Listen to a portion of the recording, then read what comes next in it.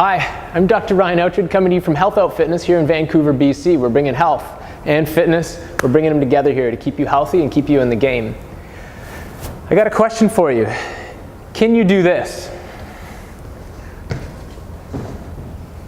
Oh yeah, this is really impressive there, Dr. O. I turned on this video so that I could watch a guy stand against a wall. But can you stand against the wall and have your head, upper back, hips, and heels touching the wall and have it feel not uncomfortable? Like, if you can't stand against the wall, just like I did, like that, without having it feel awkward, in particular, having it feel awkward in the upper back, trying to get your head back without having to do this in your chin, then that's a sign that you need to improve your extension, your ability to bend backwards through the upper back. So at HealthOut, I'm going to walk you through an exercise that we typically do at HealthOut at the start of our sessions, just to help people get into a better position before they start their sessions.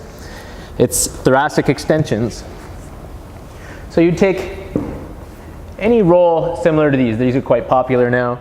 You put it at the bottom of your thoracic spine, so you kind of palpate to where there's ribs, and you start the roll kind of slightly above where you can feel the bottom of your ribs might be. Your knees are bent at 90 degrees, hands in front, big breath in as you go up, and then exhale as you go back. And the idea is you're not bending back too much from your lower back down in here or my neck through here. So you'll notice my chin doesn't poke out. I don't do this. I keep my chin down. I actually don't let my elbows go back. I keep my elbows out in front. And I'm really trying to force the extension to happen where the roll is and not do it too much down into my lower back as well. Once I've done that spot 4 times, I'm just going to shift my hips down an inch and do the same thing again in this next spot. And so the idea is you're going to segmentally go all the way up your back and do anywhere from 6 to 9 different spots as you work your whole way up the back. And that's it. So just doing that at the start of your sessions like we do here will do wonders to bring your posture into a better position and actually make your workouts better. Now, if you have the attention span of 90% of people, you're done watching now. So don't just work out, health out. And for the rest of you that actually want to learn more, I'm going to show you more. So, now that those other people are gone, we can have some fun. So, now when you do this exercise with the roll, you're trying to actually improve your flexibility up here. Typically, the lower back is loose.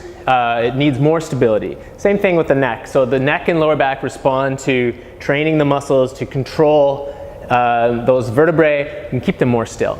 And one of the things that gets in the way of that is the fact that the thoracic spine can be really tight, right? So when the thoracic spine is tight, it causes the neighboring joints to have to work even harder to do all the different movements that the spine might have to do. Now, when we did do this, so that's one principle. Now, the other principle is to remember is that when you do kind of move too much from one spot, that's usually where there's pain. So when you do the bending back over the roll there, and you notice that sometimes there's some discomfort, those are the spots you want to skip, okay? And you want to move on to the other spots that don't feel sore. They almost feel like this. They feel hard and rigid. Those are the spots you want to pick on more, and you probably want to spend less time on the areas that feel kind of pinchy. Now, what can you do for those spots that feel kind of that feel pinchy? Well, if you can't do that exercise there without it feeling kind of uncomfortable, then one of the other things you can do is get a tennis ball to start. Any of these kind of, a larger ball or a smaller ball works. The size doesn't matter too much. The smaller ones are a little bit better. But any ball will do, and starting with a softer one and slowly moving up to a more firm one. And you can actually put them underneath your back, close to those areas where you had your discomfort. Now, you're trying to find areas, again, that don't feel sore. So if you can go through your back with your knees bent again, just beside the vertebrae, so not on the bony part of your back, but just beside it.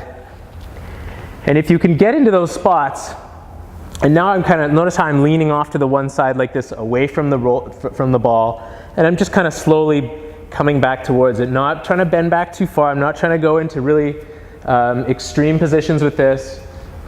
And I'm looking for spots that feel, again, they feel like this. They feel stubborn like the floor. They don't feel sore at all. And what you might notice is that when you do find spots that are sore, if you go up or down your back and find a spot that doesn't feel sore and feels like that, and you spend a little time on it, you'll feel that it actually kind of loosens up, and that other spot that feels a bit sore, when you move, might have less pain now. And so the idea is that you're trying to make more flexible the areas of the back that are lazy and stiff. And when you do that, it causes less movement in the areas that hurt, and hopefully you feel like you can have more even movement in your back, right? And so by using these once in a while in those spots that feel stiff, hopefully you can make it so that when you do this at the start of your session, it really feels like something your body likes, right? It feels like, wow, when I do this, all the vertebrae in my back are bending backwards evenly. And it's more just a matter of feeling all the bigger tissues around my thorax loosening up and allowing my body to extend.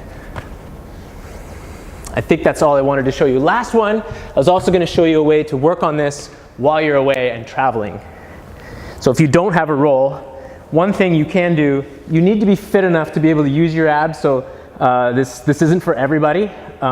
You can try it. Obviously, if you have any discomfort, don't do it. And still support your head with your hands. And it's especially effective for those upper vertebrae. You might find that on the roll, the upper vertebrae aren't as rewarding to do. But when you do it over a ledge like this, notice how I'm keeping my chin tucked in. I'm not poking my chin out like this, so that's not good for the neck. And I do the same activity. I don't really have to crunch all the way up. You can if you like, but I would recommend you don't, and you just keep your spine more neutral. And then just encouraging small, gentle extensions right over that area of the spine that's going over the edge. And then I can just move down a little bit, move myself even like a ½ inch to an inch down, and do it again in the next spot. Again, my elbows are tucked in. So that's a nice alternative, another way that you can do that same extending movement, maybe as an alternative for the upper vertebrae as well as for when you're traveling or you don't have a roll close by and you still want to improve your posture up here. Back to where we started, you go back and stand against the wall after you've done that activity. It's actually going to feel much better, and it won't feel like you have to do this to get your head back to the wall because your whole upper back does this naturally now. Okay. I don't know, send me an email, tell me if you made it to the end of this video. Thanks so much for tuning in. Once again, don't just work out, health out.